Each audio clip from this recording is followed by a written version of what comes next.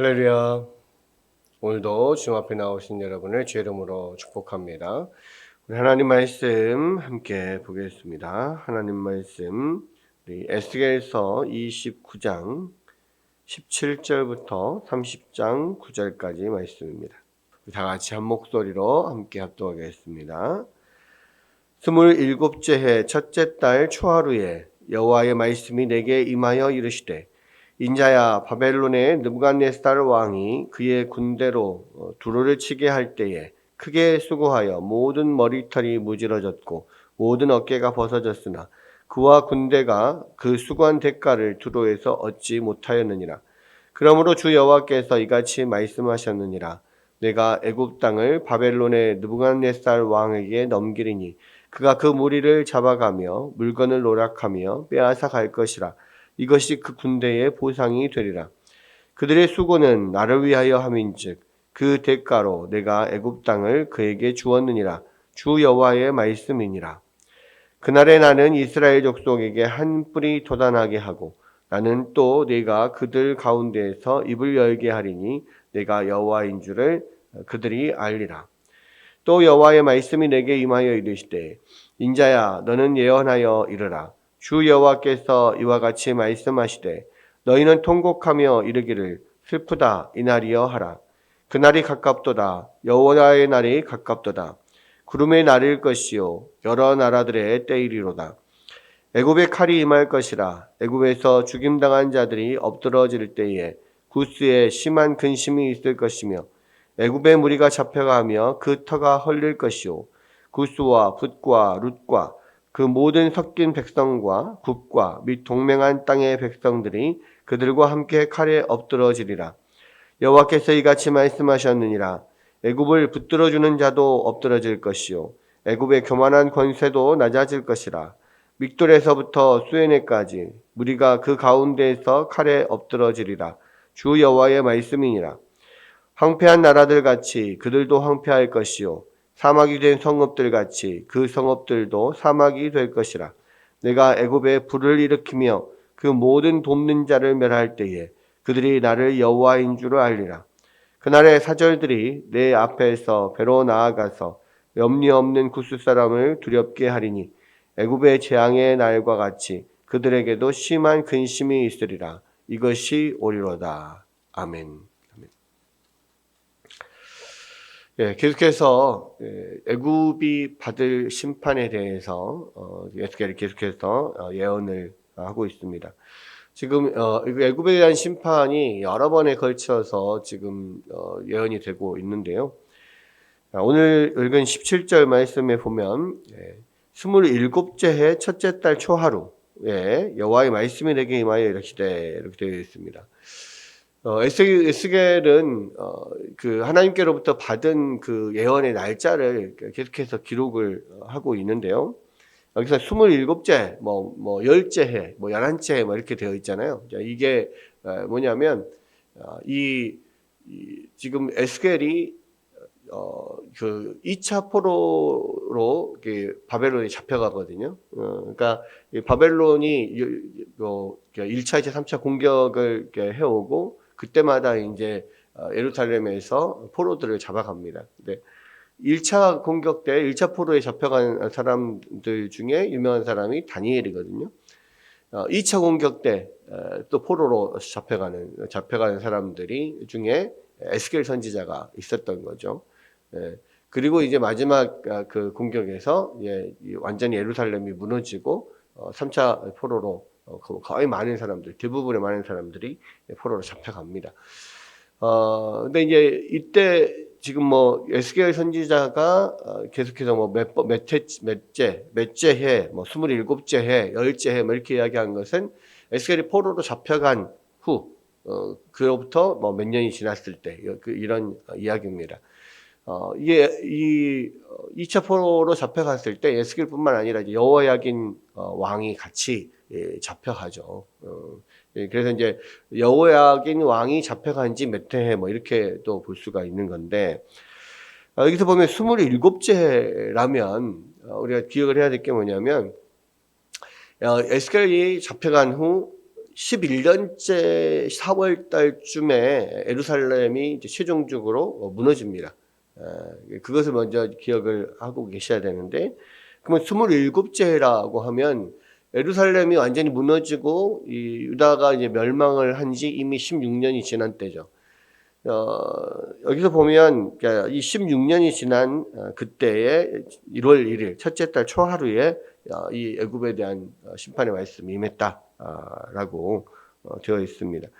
29장 첫 번째 29장 1절에는요 열째 해 열째 달 12째 날에 그랬거든요. 그러니까 에스겔이 잡혀간 지 10년 되는 해 10월 12일 날 이렇게 29장 1절에 나오는 예언이 임했다라는 겁니다. 그러니까 이때는 잡혀간 지 열째 해니까요. 아직 예루살렘이 멸망하기 전입니다. 그러니까 사실은 예루살렘 멸망이 한 6개월 정도 남아 있는 그런 때인 거죠. 그러니까 멸망하기 6개월 전이고, 이때가 언제냐면 이 느부갓네살이 그 예루살렘 마지막 그 포위를 공격하고 예루살렘을 한 2년 정도를 이렇게 포위를 했거든요. 그러니까 포위한 지 거의 한 1년 6개월이 지났을 때, 거의 한 6개월 정도밖에 이제 남지 않은 이런 때에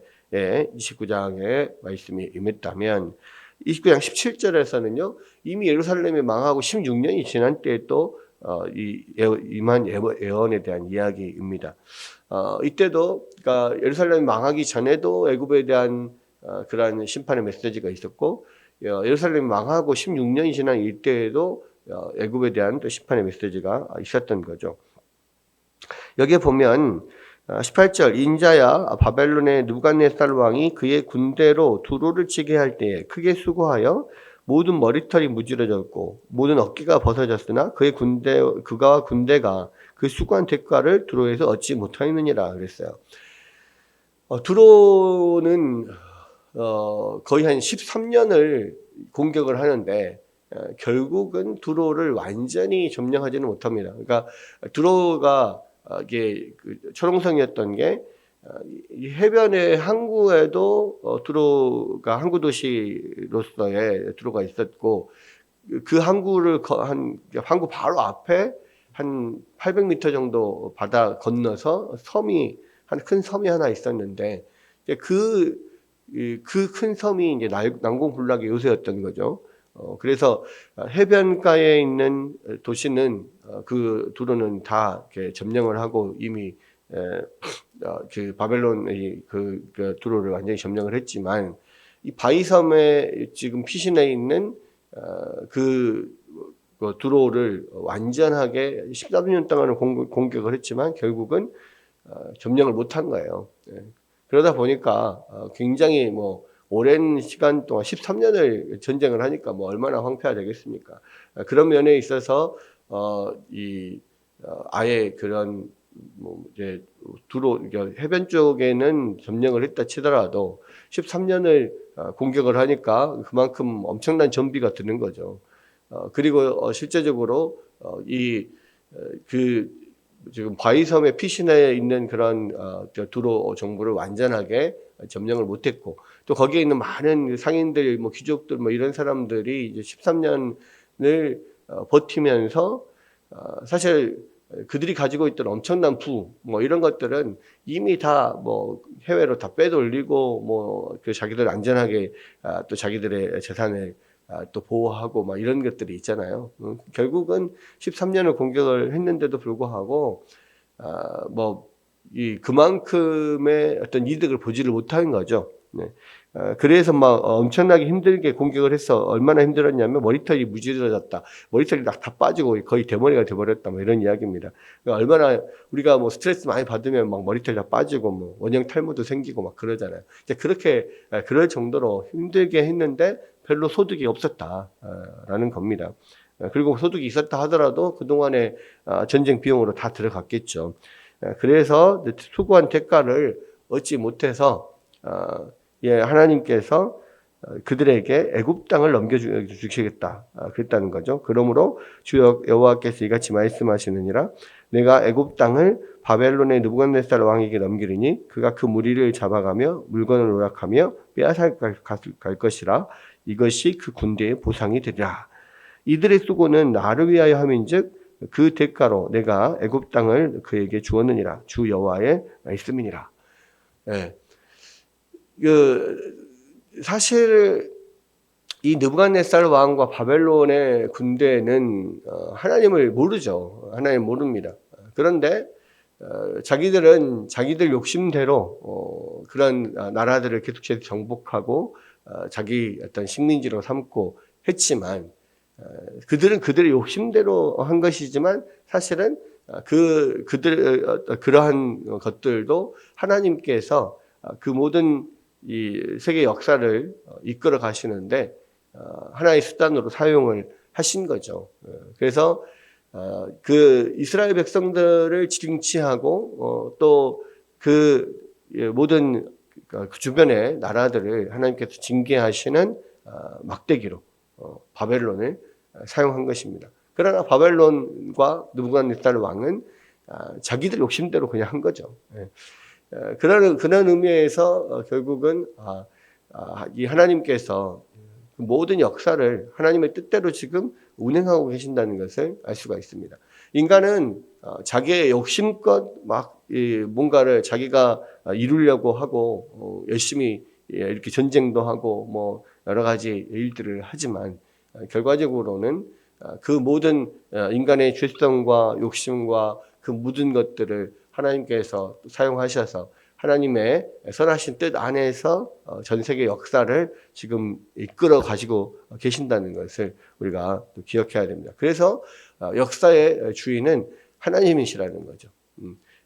아무리 인간이 자기의 죄성대로 자기 욕심대로 자기가 하고 싶은 대로 뭔가를 계속해서 하는 것 같고 그들이 자기의 이 뜻대로 욕심대로 뭔가를 자꾸 이렇게 빼앗아가고 자기가 이루는 것 같아도 결국은 그것이 하나님의 이 큰 그림 안에서 하나님의 선한 목적대로 이 역사가 이루어져 가고 있다라는 것을 분명하게 알아야 합니다. 그리고 결국은 이제 바벨론이 두로에서 큰 어떤 재미를 못 본 거죠. 그랬을 때 하나님께서 애굽을 그들에게 보상으로 주시겠다라고 이야기를 한 겁니다. 그런데 두로도 그때 당시에 굉장히 그 고대 근동 지역에서 아주 이렇게 부유하고 강성한 그런 도시 국가였으나 사실은 뭐 재물은 그렇게 뭐 두로가 많았을지라도 그 뭐 크기나 뭐 이런 그런 것들로 봤을 때 애굽하고는 사실은 비교가 되지 않을 만큼 작은 곳이잖아요. 이제 그런 두로를 점령하는 것도 그렇게 애를 먹었는데 그 바벨론에 거의 비견할 만큼의 큰 강대국, 큰 나라인 대제국인 애굽을 과연 두로조차도 점령하지 못했던 이 바벨론이 느부갓네살이 그 애굽을 점령할 수 있을까? 사실은 세상 사람들이 생각할 때는 그 불가능하다고만 생각을 했을 거예요. 특별히 이제 두로 공략에 실패하면서 주변의 사람들, 주변 나라들의 어떤 평가는 바벨론이 애굽을 점령하기는 어려울 것이다라고 생각을 아마 했을 거예요. 그러니까 아마도 유다 또 시드기야 마지막 왕인 시드기야 왕도 그 바벨론을 대항해서 유일한 대항만은 애굽밖에 없다 생각을 하고 끝까지 애굽을 의지하다가 결국에는 이 바벨론에게 완전히 점령이 당하고 애굽이 도움을 얻지는 못하잖아요. 심지어는 하나님께서 그 강성한 애굽조차 그 주변의 어떤 사람들도 그 애굽이 망할 것이라고는 생각하지 못했던 그런 애굽조차 바벨론에게 하나님께서 주셔서 그 바벨론에게 망하게 하는 그런 일들까지 하나님께서 역사를 하시는 것을 또 보게 되는데요. 그러니까 그렇습니다. 그러니까 세상 사람들은 정말 이것은 절대로 무너지지 않을 거야 라고 하는 그러한 애굽조차도 하나님께서는 얼마든지 무너뜨릴 수 있다라고 하는 거죠. 많은 사람들이 무너지지 않을 거라고 의지했던 것을 어느 순간 하나님께서 무너지게 하시는 거예요. 그래서 애굽을 갈대 지팡이다, 썩은 지팡이다 라고 이야기를 하잖아요. 이 이스라엘 백성들이 오랫동안 그 애굽에 의지해 왔는데 결국은 의지할 그런 세상에 있는 어떤 큰 나라나 어떠한 강성한 어떤 것이어도 세상에서는 결국 의지할 것이 없다. 그리고 애굽 같은 그런 큰 강대한 나라도 하나님께서 흔드시고 하나님께서 무너뜨리시면 순식간에 무너진다는 것을 보여주는 거예요. 그래서 이거는 애굽이 무너졌다라고 하는 것은 뭐 정말 온 세상 사람들이 깜짝 놀랄 일인데, 그런데 하나님께서 이 바벨론을 통해서 심지어는 두로조차도 온전하게 점령하지 못하였던 이 바벨론이 애굽을 멸망시키는 이런 일이 일어나는 것이 과연 이 시대에 일어날 수 있는 일이냐? 그런데 하나님께서 그 일을 하게 하셨다라는 겁니다. 그러면서 21절에 그날에 나는 이스라엘 족속에게 한 뿔이 돋아나게 하고 나는 또 내가 그들 가운데서 입을 열게 하리니 내가 여호와인 줄을 그들이 알리라. 이스라엘 족속에서 한 뿔이 난다. 이 뿔은 어떤 힘의 상징이거든요. 근데 이세 그 줄기에서 한 싹이 난다. 또 거기에서 또 한 뿔이 나게 한다. 다윗의 후손들 중에서 한 뿔이 나게 한다. 이게 뭐냐면 메시아를 통하여서 하나님께서 보내시는 그리스도를 통하여서 이스라엘을 다시 세우시고 구원하실 그런 약속을 하는 거죠. 그래서 이스라엘 족속에서 한 뿔이 돋아나게 한다는 것이 바로 하나님께서 나중에 후에 그런 구원자를 보내셔서 또 메시아를 보내셔서 이스라엘을 회복시킬 것이다 라고 하는 것을 이 애굽의 멸망의 메시지 안에서 함께 말씀하고 계십니다. 30장 1절에서 9절은 또 다른 예언인데 이 애굽의 이런 멸망에 대한 예언을 애가를 또 지어서 부르면서 또 예언을 하는 내용인데요. 당연히 다 동일합니다. 애굽이 망할 뿐만 아니라 애굽과 함께한 모든 동맹국들이 다 망할 것이다. 그리고 다 두려움에 떨고 근심하게 될 것이다. 그런 이야기들을 해요. 그 동맹국들 보면 구스가 어디냐면 이 에티오피아, 이집트 남쪽에 있는 에티오피아 이쪽 지역을 말하고요. 또 붓과 룻 이런 데는 북아프리카 리비아라든지 이 애굽을 둘러싸고 있는 양쪽에 있는 그런 나라들을 보통 이야기를 합니다. 굽도 그렇고요. 그러니까 애굽 주변에 있는 모든 나라들도 사실은 애굽의 영향 아래에 있는 대제국 이집트의 어떤 영향 아래에 있는 그런 나라들인데 결국 이집트가 바벨론에 의해서 멸망을 하면서 주변 나라들도 다 두려워 떨게 되죠. 그리고 그러한 나라들도 영향을 바벨론의 어떤 그러한 영향을 받게 되는 거죠. 그러면서 그런 슬피 울며 통곡하는 그 날이 올 것이다. 그렇게 이제 심판을 예고하고 있는 겁니다. 그러니까요, 세상에 어떤 엄청나게 강대해서 무너지지 않을 것 같은 그런 오랜 세월 동안 그 대제국을 유지했던 애굽조차도 하나님께서 무너뜨리시면서 거기에 의존하고 있던 모든 나라들도 결국은 흔들리게 하는, 두려워하게 하는 이런 일을 하나님께서 하시겠다라고 하는 거죠. 결국은 하나님의 그 말씀대로 그 대제국 엄청나게 찬란했던 수천 년 동안 유지해왔던 그 대제국 애굽이 무너지면서 이제는 그 바벨론 이후로 모든 또 페르시아와 헬라와 로마의 식민지를 거쳐서 영국의 식민지를 거쳐서 지금은 그냥 별로 중요하지 않은 별로 무의미한 그런 미약한 나라가 되어버리고 말았죠. 이런 일들이 과연 일어날 수 있는 일이냐?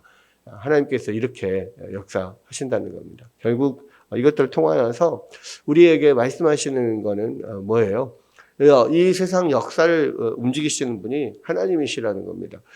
정말 수천 년 동안 유지했던 대제국조차도 하나님께서 한순간에 무너뜨리실 수 있는 분이라는 거예요. 우리가 그러한 것을 오랜 세월 동안 강성한 힘을 가진 것들에 대해서 우리가 너무 의지하지 말라는 겁니다.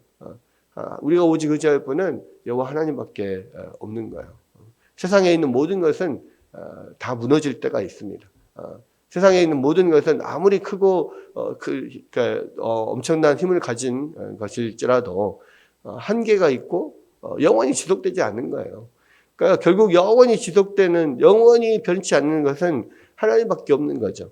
그래서 우리가 이 세상 그 어떤 것도 의지하지 말고 오직 주님만을 의지하도록, 또 하나님께서 이 세상 역사를 움직이시는 분이 하나님이라는 것을 우리 가운데 분명히 오늘도 가르쳐 주십니다. 오늘 이 말씀을 통하여서 다시 한번 우리가 그 영원하신 하나님, 또 이 세상 역사를 주관하시는 그 하나님을 온전히 붙잡고 우리의 모든 삶도 주님께 온전히 의지하고 또 역사의 주인이신 주님께서 주님의 선하신 뜻을 또 나타내시며 또 우리 인생을 통해서 역사를 통해서 온전히 주의 선하신 뜻을 이루어 가시도록 우리가 간절히 기도하며 나아가는 아침이 되기를 주의 이름으로 축원합니다.